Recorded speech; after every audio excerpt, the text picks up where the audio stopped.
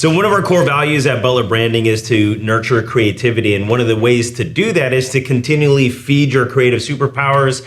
And as such, every once in a while, we like to do events and activities together. And so recently, some of the Butler team went out to San Francisco for the Digital Summit. And this is actually from recommendation from Art.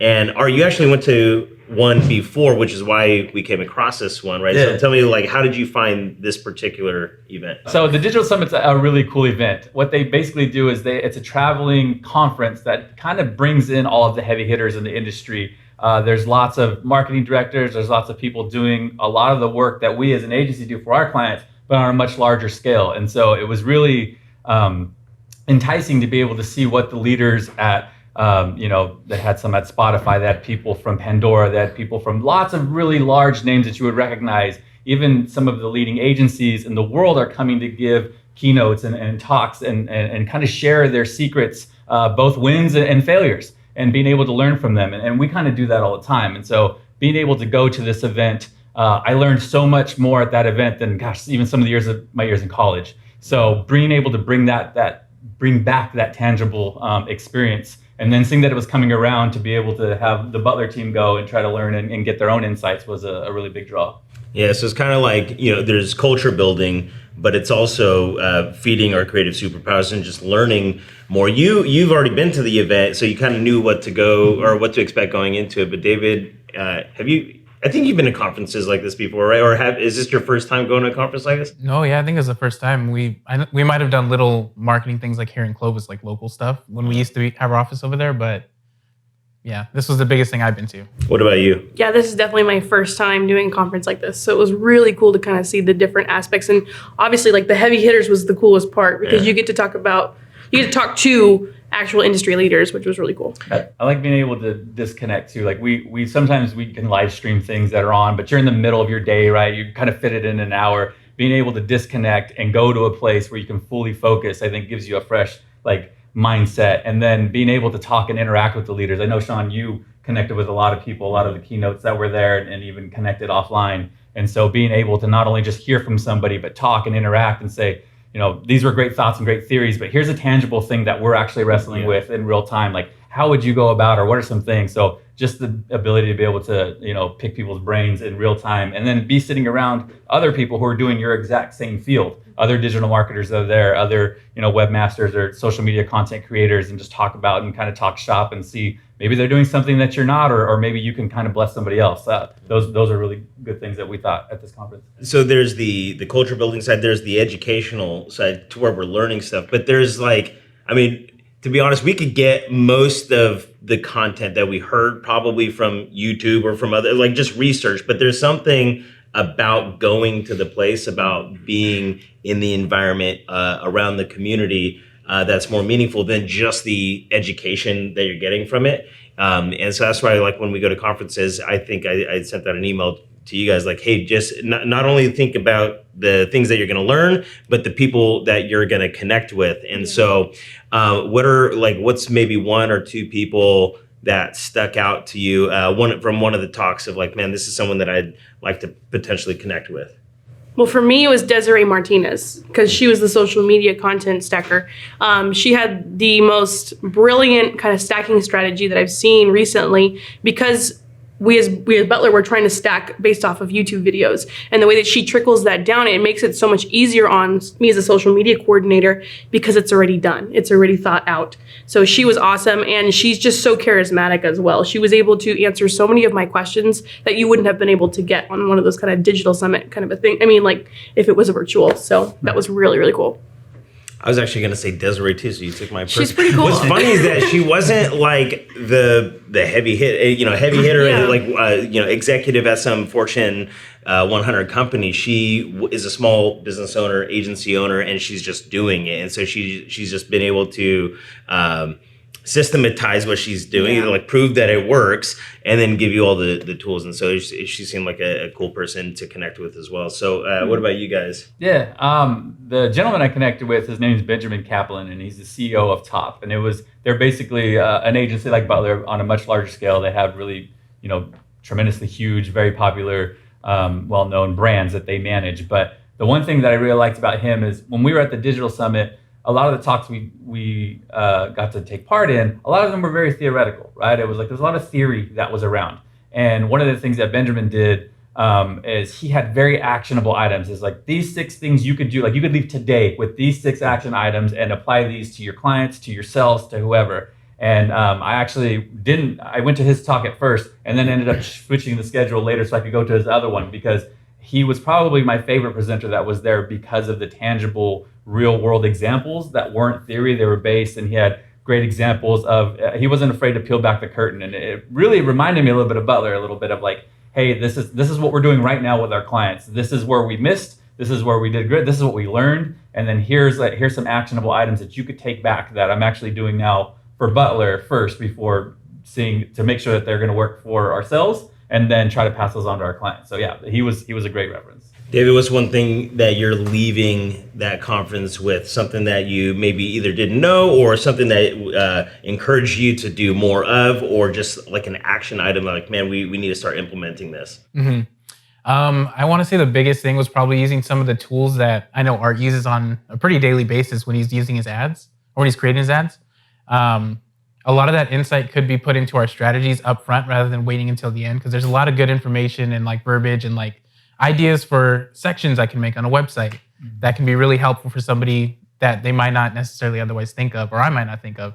So I feel like using those tools that are easily available for anybody to use are like really crucial in the UX strategy portion of a website. So that was probably my biggest thing. The other thing for David is that the big takeaway was not riding a scooter uphill.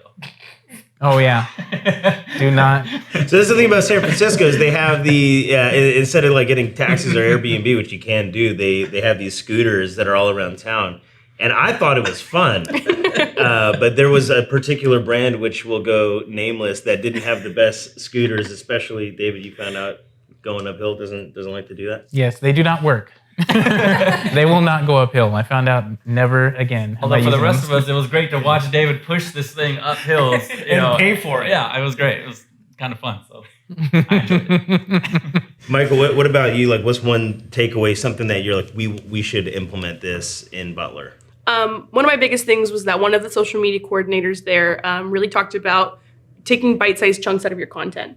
I think we all have these big grand ideas going into any meeting, but being able to dissect that down and make it into a business plan, rather, like being able to sprinkle that out and being able to profit off of it longer is so much easier. Rather than releasing a 20-minute video where you address everything, let's release a series. And that way you have people coming back. It's more effective anyway for you as a marketer, but it also helps you out. It makes your job a lot easier. So I really like that.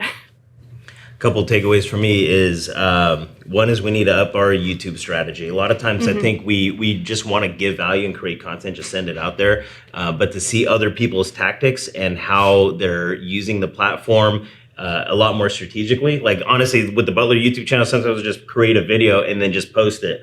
Whereas like, oh, you can actually get a lot more return for your investment if you just put a little bit more thought into each piece of content. And the content itself might stay the same. It's just like how you're actually launching it. And so like up our YouTube strategy rather than just posting content. Don't sleep on TikTok. There's a lot of talk about TikTok, and so I was like, hey, I'm the older guy in this thing, but I'm gonna learn the TikTok. It's worth it. It's worth it. It's definitely worth it. And the other thing was, I thought it was really cool. There's one guy who talks about that he was a digital marketing strategist, and what was cool is like his whole strategy wasn't just about digital marketing. They were focusing on the user, the audience that they're trying to attract was accountants and HR manager, people like that, and they hate printers and office equipment, and so they had the idea of having a rage room at a conference. And so it's like, you think of digital marketing, you think of like, I'm going to create a piece of creative, an ad, and then put some money behind it and the whole funnel sequence. But their mind was like, no, we're going to go to a conference, build an email list through a waiver at the Rage Room, kinda cool. and so there's a cool strategy. So it gets you kind of thinking outside of the box. And so again, it's more than just for me going to these conferences. A, it's to build culture. B, is to learn some new stuff. But C is to also see what other people are doing and how they're executing it. It's more than just the tactics, because we can learn that on YouTube, but it's actually being around the community and hearing creative people and the way they're executing. And so that's like my biggest takeaway from the digital summit.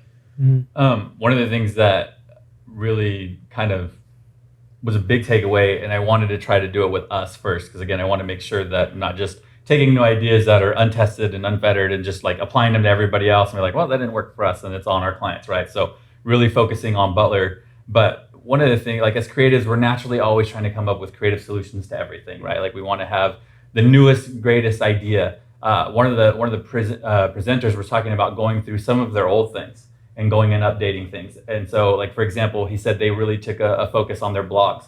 They would write content that they even produced 2 years ago, but and helping in SEO and doing those things, going back in and updating links and updating case studies that people had already been exposed to, where information had already been shared, and then updating those content pieces as opposed to creating a whole new thing, or maybe even just saying the same thing again, new, because you're going to put it on the top of somebody's feed. There was a lot of great benefits to doing that, and so I thought, man, like there's a lot of times where we feel like we're repeating ourselves, right? We're kind of saying the same thing when we're talking about some of our core things that we do.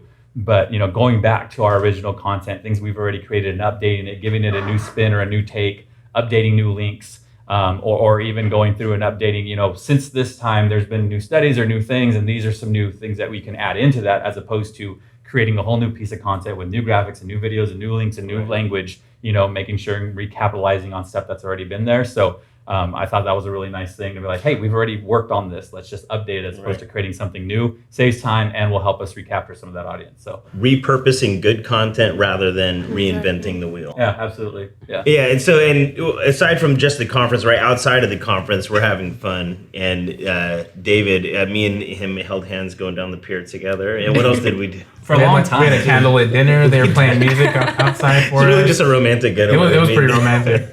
You had Chipino for your first time. Yeah, I burnt the crap out of myself. It hurt so bad. It was so good though. Ate a lot of cool spots. We walked down the pier. We even did some bird watching. We had a great time.